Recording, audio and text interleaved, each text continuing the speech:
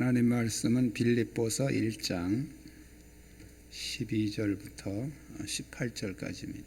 빌립보서 1장 12절.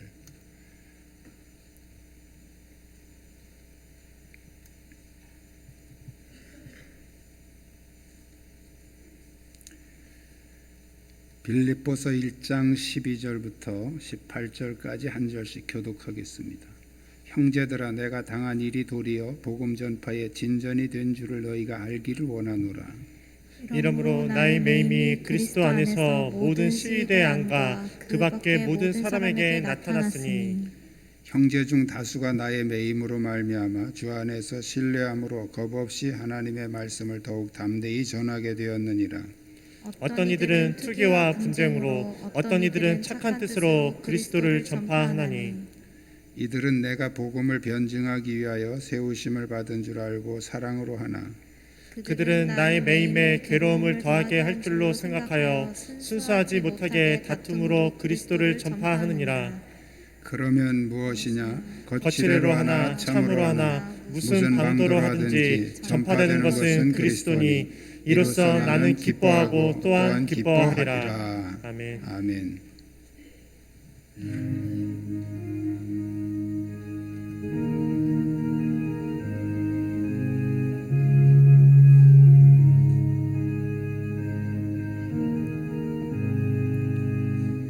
너 시험을 당해 죄 짓지 말고, 너 용기를 다해 복 물리치라.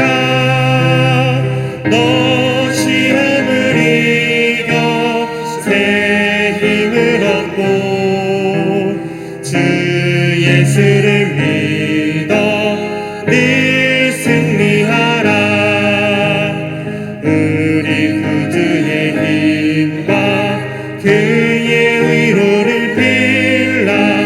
주님 내 편에 서서 항상 도우시니, 내 친구를 삼가 잘 선택하고 언행을 삼가 늘 조심하라.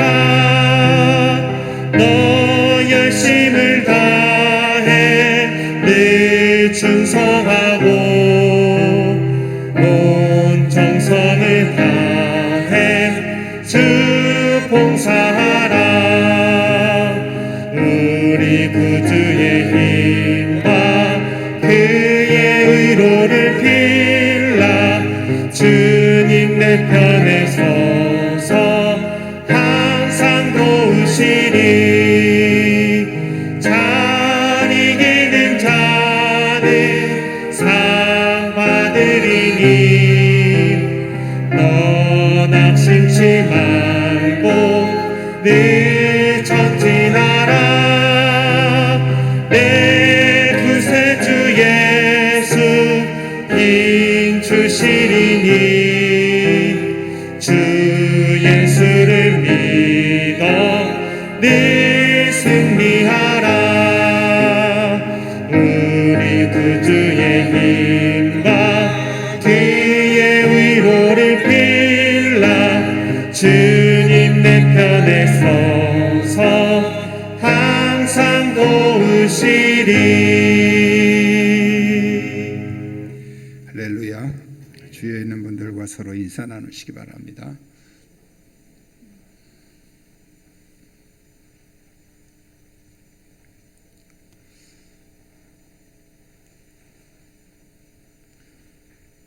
우리가 신앙생활하는 것은 이방 종교를 믿는 사람들하고 다릅니다. 그것은 영적인 대상이 다르기 때문이죠. 그러므로 우리가 신앙생활하는 과정에서 특히 영적인 일을 추진하려고 하면 많은 방해들이 있습니다.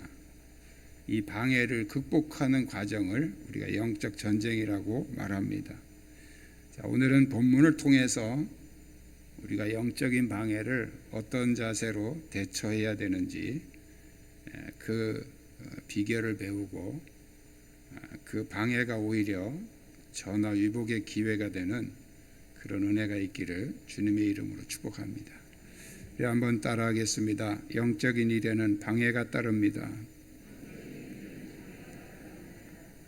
복음을 전한다는 것은 사람들을 영생의 길로 인도하는 가장 귀한 일이죠.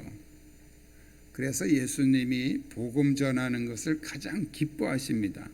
누가복음 15장 7절에 보면 주님은 죄인 하나가 회개하면 하늘에서는 회개할 것이 없는 의인 99을 인하여 기뻐하는 것보다 더하리라, 이렇게 말씀을 하십니다. 그러니까 한 사람이 회개하고 돌아올 때 하나님이 얼마나 기뻐하시는지 그것을 표현한 말씀이죠. 그 한 사람이 회개하고 돌아오게 하는 데는 우리의 전도라는 과정이, 방법이 필요한 것입니다. 그럼에도 불구하고 그 복음을 전하는 일이 늘 이렇게 순탄하고 좋기만 한 것은 아닙니다. 바울은 모든 삶을 들여서 복음을 전했는데 그 복음을 전하다가 기쁠 때도 있었지만 많은 고난을 당하고, 또 오늘 본문이 기록된 이 당시도, 이 시간도 바로 바울이 로마 감옥에 갇혀서 쓴 편지입니다. 오늘 12절에 보면 형제들아 내가 당한 일이, 여기 내가 당한 일, 바울이 당한 이 일을 뭘 말하느냐 하면 감옥에 갇힌 걸 말합니다. 그러니까 내가 감옥에 갇힌 것이 그런 말이죠. 영적인 일이 때로는 칭찬과 지지를 받을 때도 있지만 또 많은 경우에 방해가 있다는 거예요. 세상은 어둠의 영들로 꽉 차 있습니다. 또 많은 사람들이 이 어둠의 영에 지배를 당하고 있죠. 그 속에서 우리가 살아가면서 그리스도의 복음을 전하려고 할 때 이 악한 영들, 사탄의 입장에서 보면 자기 그 세력을 뺏기는 거거든요. 영적 전쟁이죠. 그래서 이 사단은 사람들이 전도돼서 교회로 나가지 못하도록, 구원받지 못하도록 여러 가지로 방해 공작을 펴고 있는 것입니다. 우리가 개인적으로도 신앙생활 한번 제대로 하려고 하면 이상하게 무슨 일이 생겨서 방해를 받습니다. 교회적으로도 중요한 일을 하려고 하면 꼭 방해가 있습니다. 그래서 제가 어떤 중요한 일을 광고할 때 방해받지 않도록 각자가 기도하고 조심하십시오라는 얘기를 거의 제가 같이 합니다. 우리가 이렇게 생각하면 됩니다. 적군들이 군사를 거느리고 오면 또 우리나라에서도 군사를 일으켜서 방어를 해야 되죠. 영적 전쟁도 마찬가지입니다. 우리가 부흥회를 한다든지 우리가 뭔가 영적인 일을 하려고 그러면 사탄들도 모여서 같이 부흥회를 하는 거예요. 왜냐하면 같이 싸워야 되니까. 그래서 우리가 전도하려고 할 때, 한 영혼을 구원받게 하려고 할 때 사탄들도 그쪽에서 뺏기지 않으려고 여러 가지로 방해를 한다는 거예요. 바울은 많은 사람을 전도한, 그리고 많은 교회를 세운 초대교회 아주 대단한 그런 전도자죠. 능력자죠. 어떻게 방해를 했습니까? 감옥에 갖다 가둬버렸어요. 전도하고 돌아다니지 못하게 감옥에다 가둬버렸다고. 이건 엄청난 방해입니다. 우리의 싸움은 영적 전쟁이기 때문에 영적인 일에는 반드시 방해가 따른다는 사실을 우리가 인정하고 싸워야 돼요. 뭐 기도하면서 하면 다 물리쳐 주시겠지 이렇게 생각하는 것은 영적인 세계를 몰라서 말하는 것입니다. 기도할수록 마귀도 더 방해가 심하다는 걸 우리는 기억해야 됩니다. 할렐루야.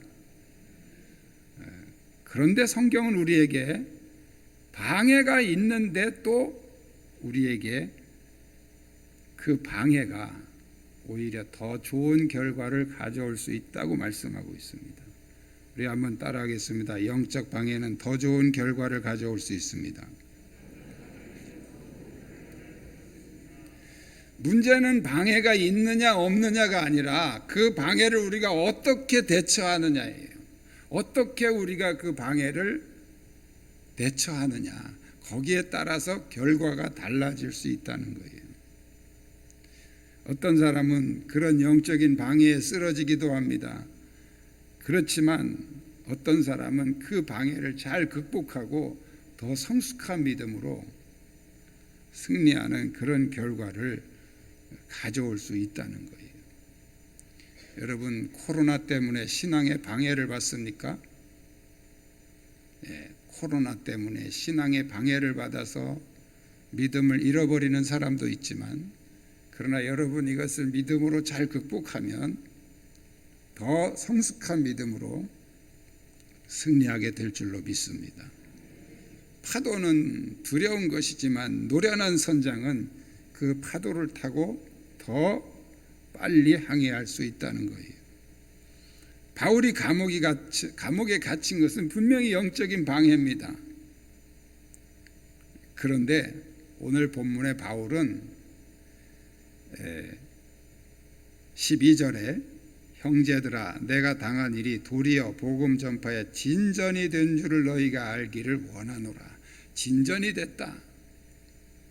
빌립보 교회 성도들에게 지금 할 말씀이죠. 자, 빌립보 교회 성도들은 아이고 큰일 났네. 우리 사도 바울이 그렇게 열심히 전도를 했는데 이렇게 꽁꽁 가둬놨으니까 이제 전도할 사람도 없고 큰일 났네. 이렇게 손해를 봤다고 생각하는데 바울은 오히려 내가 여기 갇힌 것이 진전이 됐다.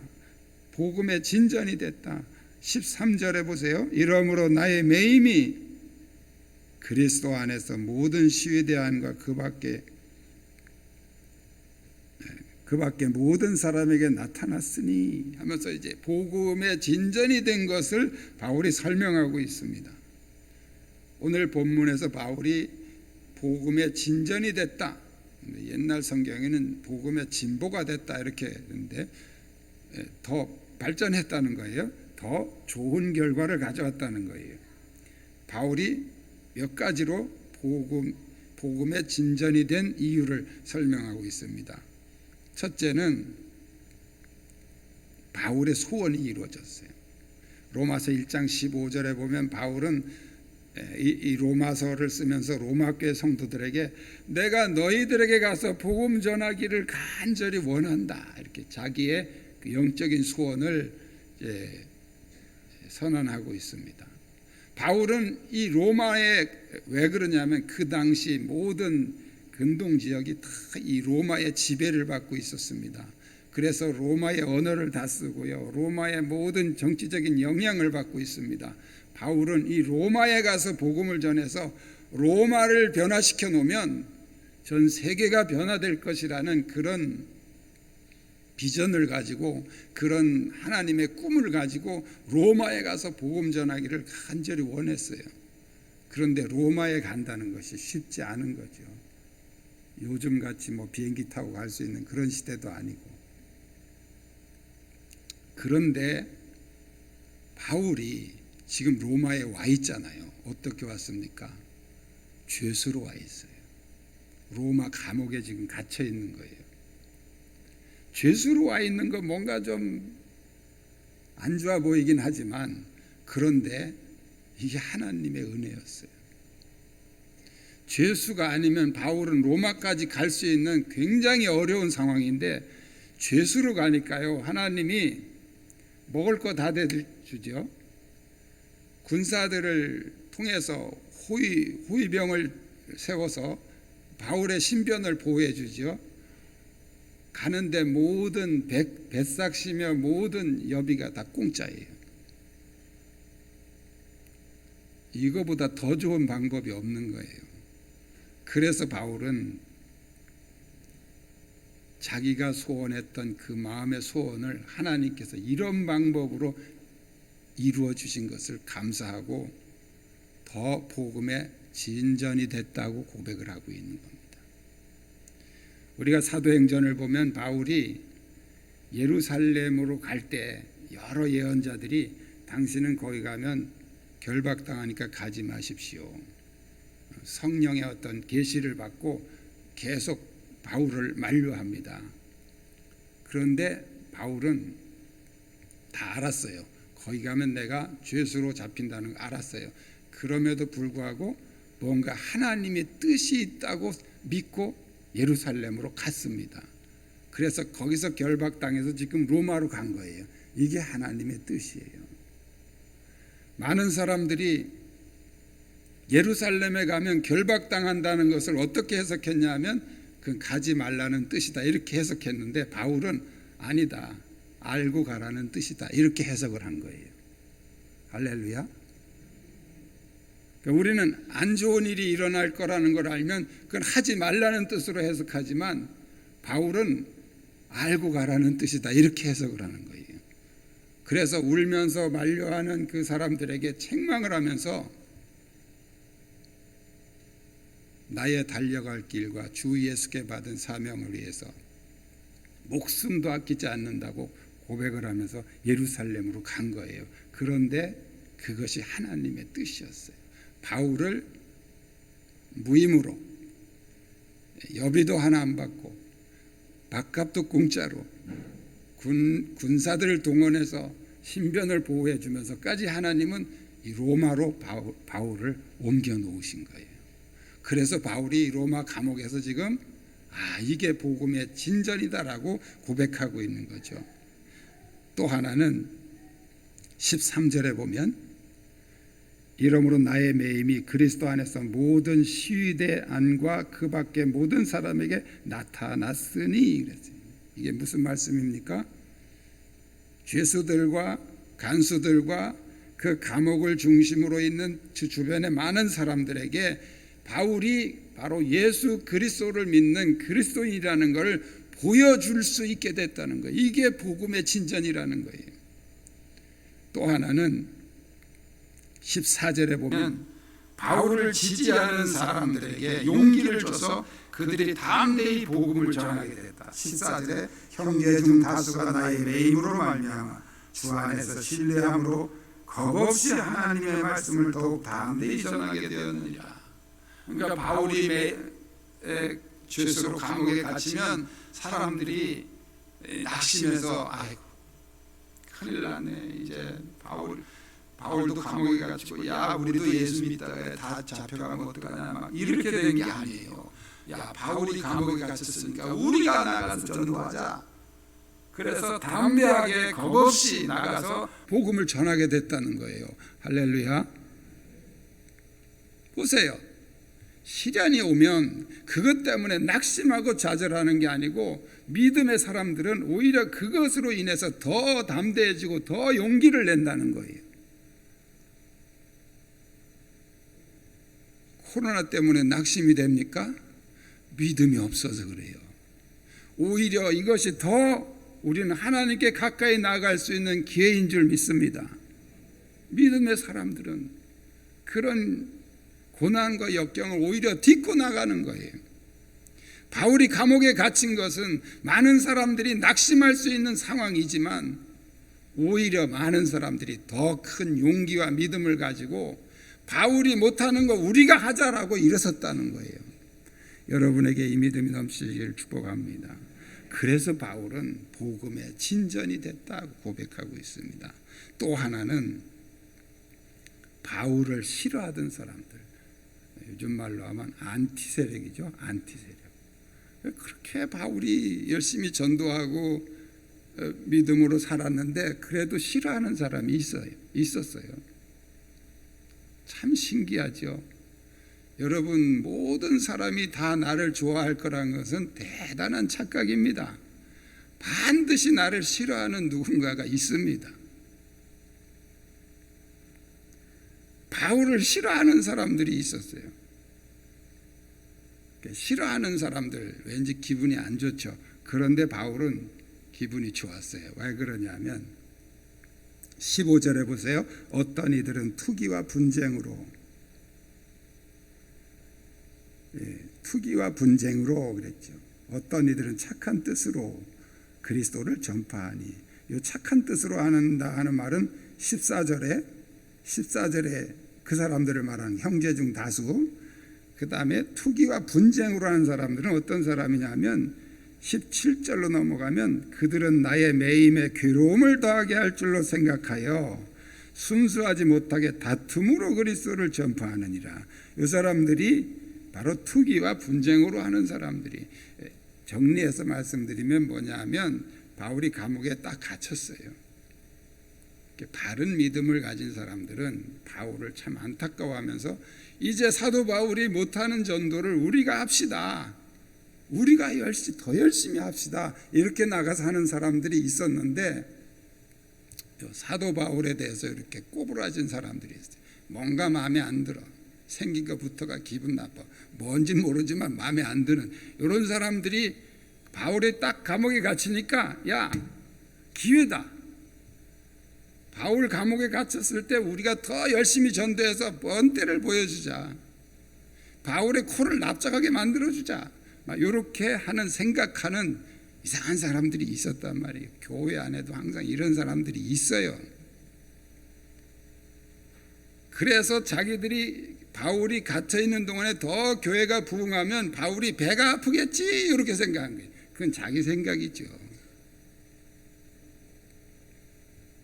바울은 그렇게 생각하는 그 생각이 마음 아팠죠.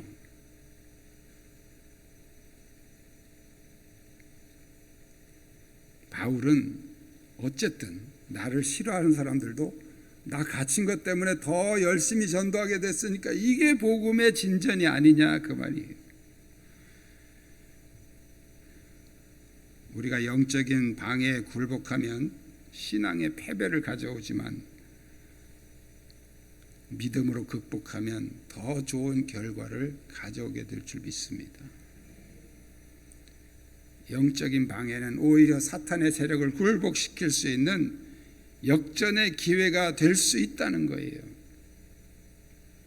따라합니다. 방해는 기회입니다. 방해는 기회예요. 역전시킬 수 있는 기회예요.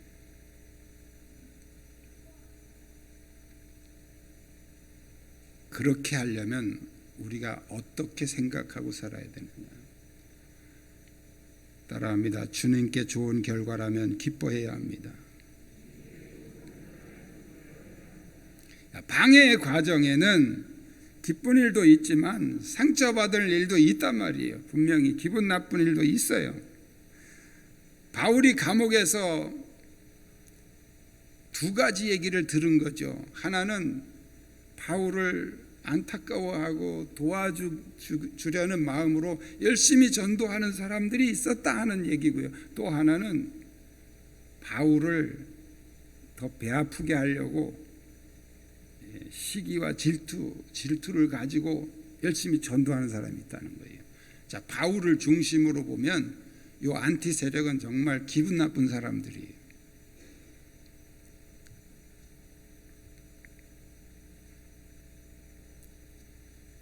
그런데 바울은 자기 중심으로 생각하지 않고 예수님 중심으로 생각합니다. 자, 이 사람들은 바울을 좋아서 하고 이 사람들은 바울을 싫어서 하지만 결과는 뭐냐면 예수님을 전했다는 거예요. 그 예수님 중심으로 생각하면 기분 나쁠 게 아니고 너무 좋다는 거예요. 예수님, 하나님 영광 드러나고 더 많이 전도가 되고. 그래서 바울이 뭐라고 고백을 합니까? 외모로 하나 참으로 하나. 18절에 그러면 무엇이냐? 거칠애로 하나 참으로 하나. 이 거칠애는 바울 싫어하는 사람들이 하는 얘기예요. 참으로 하나는 바울을 좋아하는 사람들이 전도하는 얘기고요. 무슨 방도로 하든지 전파되는 것은 그리스도니 이로써 나는 기뻐하고 또한 기뻐하리라. 자기 중심으로 생각하면 이 사람들은 아주 기분 나쁜 사람들인데, 근데 예수님 중심으로 생각하니까 이 사람들도 기쁘고 이 사람들도 기쁘더라. 왜? 예수님이 전파되니까요. 복음이 전해지니까요. 여러분, 우리에게 오는 그런 방해와 시련을 우리가 역전시키려면 어떤 마인드, 어떤 생각을 가져야 되느냐는 거예요. 나 중심으로 생각할 거냐, 예수님 중심으로 생각할 거냐. 여러분, 교회에서 삐치고 뭐 사소한 거 가지고도 막 토라지고 막, 그게 왜 그런지 아세요? 나 중심으로 생각해서 그런 거예요. 나 중심으로. 나 중심으로 생각하면 열받고 화나고, 뭐 내가 하고 싶은 말이 있어 했는데 그대로 안 되면 그냥 짜증나고 화나고. 바울의 개인 감정은 속상할 수도 있어요. 그런데 예수님 중심으로 생각하니까 기뻐하고 또한 기뻐하리라. 하나님의 일을 추진하다 보면 개인적 의견이 서로 맞지 않아서 마음이 상할 수도 있어요. 사람이 다 똑같이 생각할 수는 없습니다. 그럴 때 내 마음이 상한다고 기분 나빠하지 말고, 이것이 주님께 또 교회에 도움이 되느냐, 하나님께 유익이 되느냐, 그걸 생각해야 된다는 거예요. 그걸 생각해야 돼요.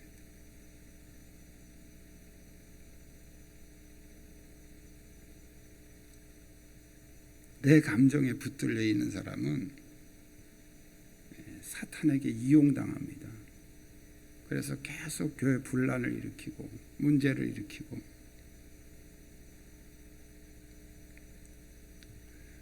어떤 문제든지 우리는 어떻게 기준으로 생각해야 되냐, 이것이 예수님에게 도움이 되느냐, 교회에 도움이 되느냐, 하나님이 기뻐하시는 일이냐, 그걸 생각해야 돼. 그걸 생각하면 어떤 방해나 어떤 시련이 와도 다 이겨낼 수 있습니다. 할렐루야.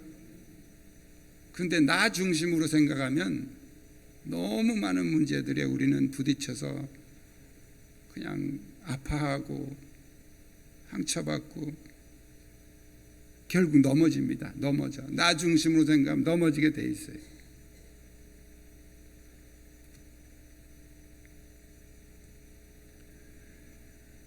우리가 영적인 일에 방해를 받는 것은 우리가 믿는 하나님이 분명하기 때문입니다. 이단이라고 하는 말은 제가 조사는 안 해봤지만 거의 기독교에서만 쓰는 말이에요. 이단. 불교나 뭐 다른 종교는 이단이라는 말이 없어요. 왜 그럴까요? 정답은 아니지만 제가 가만히 생각해 봤어요. 왜 그럴까?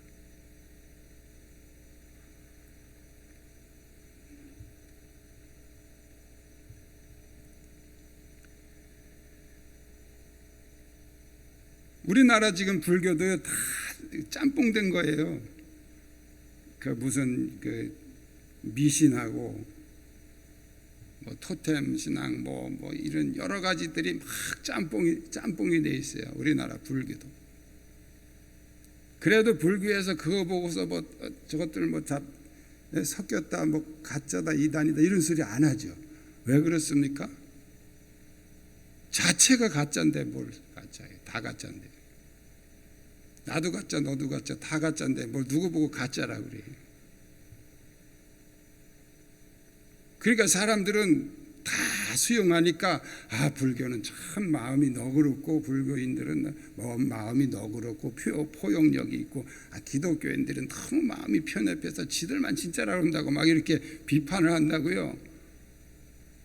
그 몰라서 그래요. 몰라서. 기독교에는 참 복음이 있는데 이 복음을 지키려면 자꾸 가짜들이 생겨나니까 가려내야 되는 거죠. 그래서 당신은 2단이다 3단이다 이렇게 정죄를 하는 거예요. 왜? 울타리를 쳐야 되니까. 다 섞여서 다 가짜 되면 안 되잖아요. 그래서 진짜 골라내려고 계속해서 그 작업을 하는 거예요.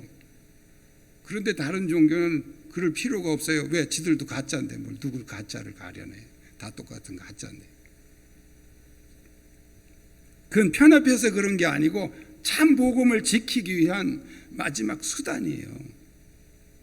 그거를 이해하셔야 되는데 교회 다니면서 예수 믿는 사람도 그걸 잘 이해를 못 해가지고 기독교인들이 너무 편협해, 뭐 속이 좁아, 뭐 이런 얘기를 하는 사람들이 있어요. 몰라서 그래요. 몰라서.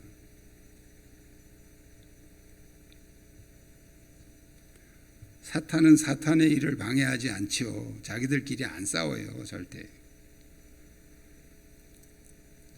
사탄이 공격하고 사탄이 방해하는 것은 참 복음을 가진 사람들이에요. 참 복음을 지키려는. 그래서 우리는 처음부터 우리가 방해가 있다는 것을 알고 시작하셔야 돼요. 기도하면 다 없어진다 이렇게 막연하게 믿으시면 안 돼요. 기도하면 기도하는 만큼 더 센 방해가 옵니다. 악한 세력에도 급수가 있어요. 급수가. 여러분 믿음의 수준대로 사단이, 귀신들이 방해를 합니다. 하나님이 그렇게 허락을 하셔서 그래요. 약한 사람한테 센마귀 붙여주면 어떻게 이겨요? 못 이기지. 그러니까 믿음이 약한 사람한테는 약한 마귀가 붙는 거예요. 각자 수준대로. 하나님이 영적 통제를 하시기 때문에 그렇죠. 그래서 우리는 방해가 있다는 걸 알고 시작해야 돼요. 그러나 또 하나 더 알아야 됩니다. 그 방해는 더 좋은 결과를 가져올 수 있다는 거, 이걸 아셔야 돼요. 할렐루야. 그럼 어떻게 하면 더 좋은 결과 가져올 수 있어요? 모든 것을 주님 중심으로 생각해야 돼요. 주님 중심으로.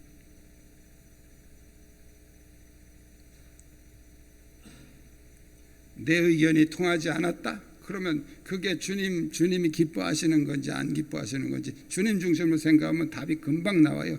나 중심으로 생각하니까 기분 나쁘다, 상처받았다, 뭐 이런 저런 소리들이 나오는 거죠. 주님 중심으로 생각하면 어떤 방해가 와도, 오늘 본문의 바울 보십시오. 감옥에 갇혔어요. 그걸 보고 또 어떤 사람들은 우리가 열심히 전도한 바울이 괴롭겠지 이렇게 생각을 하고 또 전도를 해요. 이게 다 기분 나쁜 일들이에요.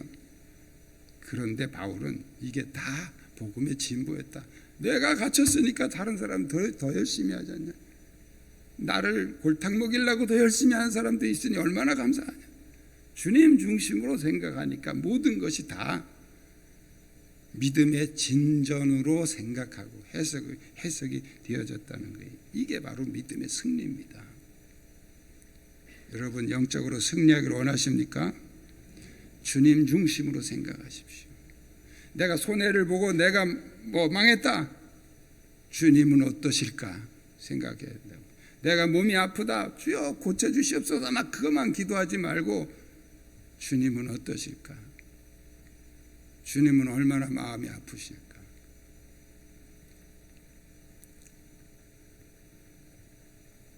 제 조카 한 사람이 선교사로 나가 있다가 최근에 급성암이 걸렸어요. 근데 희귀암이. 너무 마음이 아픈데 제가 해줄 말이 없어요. 그래서 제가 카톡으로 영인아, 너 그 아픈 거 그 너무 거기 집착하지 마라. 무조건 주님만 바라봐. 살리고 죽는 거는 네가 기도 열심히 해서 사는 게 아니야. 하나님이 살려줘야 사는 거야. 네가 주님만 바라봐야지. 살려달라고 너무 거기 매달리지 마. 집착하지 마. 그냥 주님만 바라보면 주님이 하시는 거야. 주님이 살려주시면 사는 거고 주님이 안 살려주시면 하나님 나라 가는 거지. 너무 거기 매달리지 마. 제가 눈물을 흘리면서 이렇게 메시지를 보냈어요. 사경을 헤매고 정말 힘든 지경에 가서 병원에서 연대 세브란스 병원에서 더 이상 손을 쓸 수가 없다. 그러니까 준비하라. 그러면서 오늘 밤을 넘기기 어렵다. 그래서 이제 걔 엄마가 이제 병원으로 왔어요. 걔 엄마가 제 동생인데 정말 믿음이 좋은 사람이에요. 그 엄마가 가더니 이제 얘는 병원에 두면 안 되겠다. 데리고 가야 되겠다. 이렇게 생각을 하고 그 병원에서 일단 이제 간호를 하는데 이 엄마가 오고부터 얘가 좋아지기 시작한 거예요. 그러니까 좋아지기 시작하니까 이제 이 병원에서 또 붙잡는 거예요. 나가지 말라고. 아니 오늘 밤 넘기기 어렵다고 데리고 가려면 데리고 가라고 그러더니 이제 좋아지니까 또 나가면 죽는다고 나가지 말라는 거예요. 근데 이 엄마가 계속 의사들하고 싸워가지고 데리고 나갔어요. 저한테 전화가 왔어요. 데리고 나가려고 그래요 오빠. 그래서 그래 데리고 나가라. 뭐 가망이 없다고 하는 그런 의사들한테 뭐하러 거기다 남겨두냐. 괜히 그 돈 빨아먹으려고 사람들 못 나가게 하는 거지. 무조건 데리고 나가. 근데 데리고 나갔는데 그때부터 좋아지기 시작해. 지금 상당히 좋아졌어요. 전 지금도 마찬가지예요. 얘를 뭐 살려주세요 막 이런 게 아니고 주님만 바라봐. 주님이 살리시면 사는 것이고 주님이 데려가시면 가는 거지. 왜 그 생명에다가 육체의 생명에다가 그렇게 목숨을 걸어. 우리 구원받은 사람들인데.